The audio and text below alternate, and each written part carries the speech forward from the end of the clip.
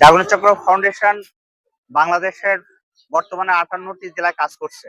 আমরা ইতিমধ্যে জেনেছি কয়েকদিন আগে থেকেই যে অতি বৃষ্টির কারণে চট্টগ্রাম জেলার সব কয়েকটি উপজেলা ক্ষতিগ্রস্ত হয়েছে।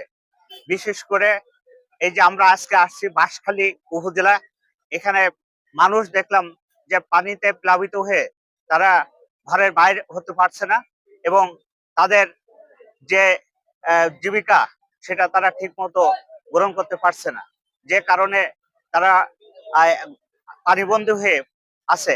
এই সমস্ত মানুষের মুখে কিছু খাবার উঠাই দেওয়ার উদ্দেশ্যে আমরা এখানে ত্রাণ নিয়ে এসেছি।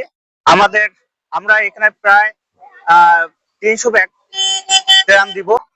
এই 300 ব্যাগ ত্রাণের মধ্যে আছে প্রতিটা ব্যাগে 5 কেজি চাল, 2 কেজি চিড়া, 1 বোতল 5 লিটারের পানি, 1 লিটার সয়াবিন তেল, 2 কেজি চিড়ায়, 1 কেজি মুড়ি এবং এখানে আছে মোমবাতি, চিনি আছে 1 কেজি, এছাড়া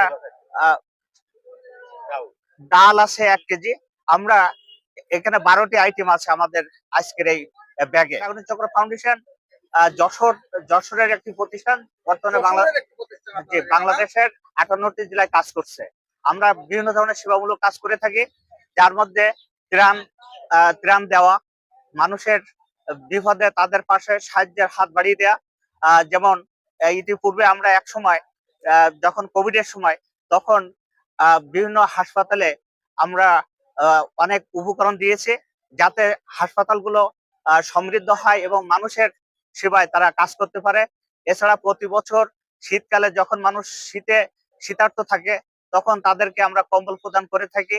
বাংলাদেশের সব জায়গায় যে কোনো ধরনের বন্যা, ঘূর্ণিঝড় বা অন্য কোনো কারণে ক্ষতিগ্রস্ত হলে সেখানে আমরা ত্রাণের ব্যবস্থা করি। এছাড়া জাগরণ চক্র ফাউন্ডেশন মানুষের কর্মসংস্থানের সুযোগ সৃষ্টির জন্য প্রায় 7 লক্ষাধিক মানুষকে আর্থিকভাবে ঋণ সহায়তা দিয়ে যাচ্ছে। এই সমস্ত মানুষ তারা নিজেরা কর্মসংস্থান সৃষ্টি করে তাদের পরিবারকে সচ্ছল করে তুলছে এবং আমরা অনেক যুবদের যারা এখন বিপদগামী হয় তাদেরকেও 6 মাসের প্রশিক্ষণ দিয়ে আমরা তাদেরকে কর্মসংস্থানের ব্যবস্থা করে থাকি। এই 6 মাসের প্রশিক্ষণকালীন সময় তাদেরকে আমরা একটা অর্থ দিয়ে থাকি। যারা প্রশিক্ষণ করায় স্থানীয়ভাবে, তারাও আমাদের থেকে কিছু আর্থিক সহায়তা পেয়ে থাকে। এভাবে জাগরণ চক্র ফাউন্ডেশন বাংলাদেশের সব জায়গায় কাজ করে যাচ্ছে। জাগরণ চক্র ফাউন্ডেশন প্রতিষ্ঠা হয়েছিল 1976 সালে।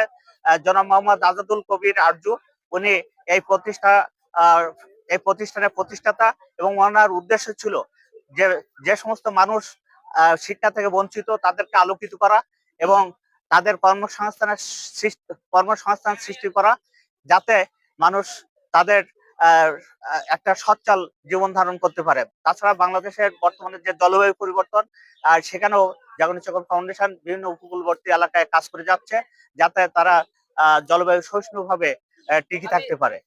এভাবে বাংলাদেশের সব জায়গায় জাগরণ চক্র ফাউন্ডেশন কাজ করে যাচ্ছে। আমরা গত 1 সপ্তাহ যাবত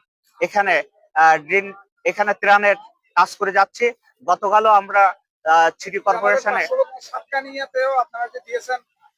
যে গত পরশুদিন আমরা সাতকানিয়া উপজেলায় 700 ব্যাগ ত্রাণ দিয়েছি, যেখানে যে উপকরণগুলো আমরা বলেছি সেখানেও প্রতি ব্যাগে এই উপকরণগুলো ছিল। গতকালও আমরা সিটি কর্পোরেশনের যে সমস্ত ক্ষতিগ্রস্ত এলাকা আছে, সেখানে অর্থমন্ত্রীর এলাকা আছে, তাছাড়া অন্যান্য মিনিস্টারদের এলাকা আছে, সেই সমস্ত এলাকাতেও আমরা আরো 700 প্যাকেট দিয়েছি গতকাল সন্ধ্যায়। এটা আমরা সার্কিট হাউসের এডিসির হাতে হস্তান্তর করেছি। ধন্যবাদ।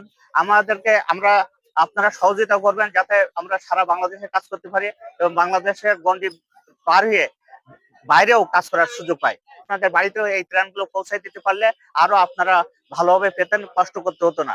যেহেতু রাস্তাঘাট নষ্ট হয়ে গেছে, সেই কারণে সেই সুযোগটা আমরা করতে পারলাম না। সেজন্য আমরা আপনাদের কাছে ক্ষমা প্রার্থী।